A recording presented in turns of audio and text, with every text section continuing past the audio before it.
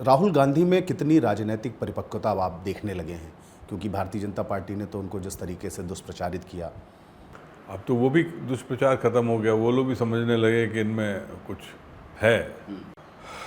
राहुल गांधी जी परिपक्व राजनेता हो गए, नेता प्रतिपक्ष हैं लोकसभा में, और मुद्दे उठाने का उनका एक अलग शैली है। और उनमें एक सबसे बड़ी क्वालिटी ये है कि वो कोई चीज़ करने के पहले उसका पूरा अध्ययन करते हैं। ये अच्छी विशेषता है। आजकल कुछ लोग अध्ययन भी नहीं करते, सीधे बोलने लगते हैं। तो बिल्कुल खाल निकाल देते हैं, कोई चीज़ पूछते फिर जाके अपना कार्रवाई करते हैं। हाँ, समय किसी का होता है। एक समय था भाजपा ने उनका कुछ नाम रख दिया तो उपनाम रख दिया था। अब धीरे धीरे वो उपनाम से बाहर हो गए। अब खुद ही घबराने लगे भाजपा की कर क्या रहे हैं। तो थोड़ा उनको समय लगा, पर अब तो बिल्कुल मजे हुए खिलाड़ी हो गए। मजे हुए खिलाड़ी हो गए। राहुल भैया, कांग्रेस पार्टी में कमी देखी जाती है, कार्यकर्ताओं का अभाव अभी भी। आपको भी लगता है इस चीज़ की कमी? बूथ स्तर पर जिस तरीके से प्रबंधन भारतीय जनता पार्टी करती है, कांग्रेस उतना बेहतर नहीं कर पा रही। कांग्रेस पार्टी में कहा जाता है कि जो है वो मंचासीन नेता ही हैं, मतलब हर आदमी को मंच चाहिए, कार्यकर्ताओं का अभाव दिखता है। अब लग रहा है आपको संगठन सृजन अभियान, आपके संगठन? ऐसा है, भारतीय जनता पार्टी कार्डर बेस्ड पार्टी है, कांग्रेस पार्टी एक मूवमेंट बेस्ड पार्टी है शुरू से, आज़ादी की लड़ाई से लेकर। तो अब शुरू हुआ है पिछले कुछ सालों से कि मंडल ब्लॉक बनाओ, बूथ लेवल बनाओ। पहले तो ये कुछ होता ही नहीं था। सब कांग्रेसी हैं, सबको बीच में आप जाइए, अपनी बात रखिए और चुनाव के समय पोलिंग एजेंट बनाइए, यहाँ तक सीमित था। और साल में 2 साल में जो कांग्रेस पार्टी के सदस्यता ग्रहण करना चाहता है तो 25 पैसे 1 रुपये जो भी रहा हो समय समय पर वो करे। BJP on the other hand, उनके इतने संगठन हैं, चाहे वो आदिवासी के लिए हो, डॉक्टर के लिए हो, सबके लिए अलग अलग संगठन। तो उनका एक कार्डर बेस शुरू से रहा। और आज़ादी से लेके 40-50 साल तक जब वो कहीं नहीं पहुँचे तो धीरे धीरे उनका कार्डर बढ़ता गया, बनाते गए। वो उनकी एक क्या कहते हैं, ताकत है। हम लोग मूवमेंट बेस वाले हैं। और जैसे आजकल मूवमेंट चल रहा है वोट चोर, एक तरह का मूवमेंट ही है। हाँ, ये से काम नहीं चलता।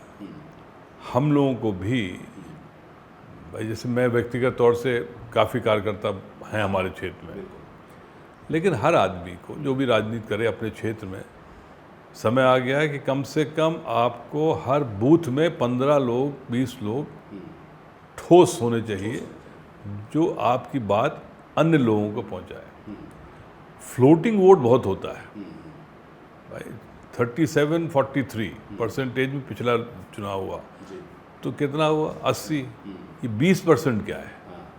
कोई समाजवादी ले गया, कोई इंडिपेंडेंट ले गया। ये जो फ्लोटिंग 20% है, इसको यदि आप टैप करें सरकार आपकी 28 में सरकार बनाएंगे आप, ऐसा उम्मीद आपका है। दावा है? उम्मीद पूरी है, बनाएंगे, कोशिश तो करेंगे। चर्चाएं तो बहुत हो गई। राहुल भैया, कुछ व्यक्तिगत चर्चा भी हो जाए। जब राहुल भैया राजनीति नहीं कर रहे होते हैं तब क्या कर रहे होते हैं? मैं सफ़र करने का आदी हूँ, तो जंगल ज़मीन पहाड़ में बीच में घूमते चला जाता हूँ। किताबों का शौक़ है तो वो करता हूँ।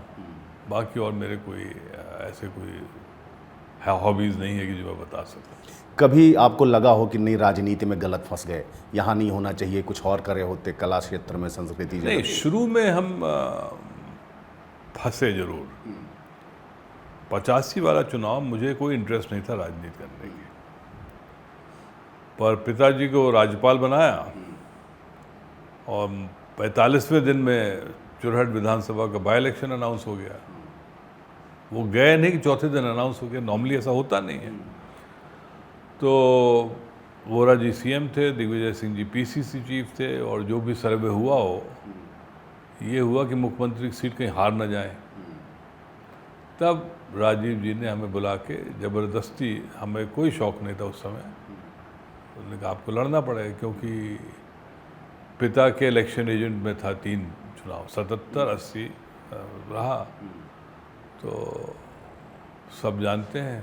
उसके बाद भी बड़ा टफ चुनाव हुआ। पिताजी 85 में 45,000 जीते, सबकी जमानत जब्त हुई। मैं 45 दिन बाद हमारी वोटिंग हुई, मैं सिर्फ 20,000 से चुनाव जीता। तो 25,000 कहाँ चले गए? ये एक वो है पद की गरिमा, लोगों का जुड़ाव, लोगों का जुड़ाव था। भाई 5 साल मुख्यमंत्री रह चुके हैं, हमरे 2 लड़कन के नौकरी लग गए, एक ठे के शायद और लग जाए, तो सब भावनाओं से जुड़े थे। अब वो आ गए अजय सिंह, न मंत्री बने वाले न कुछ बनने वाले, तो इनको हो गया अपने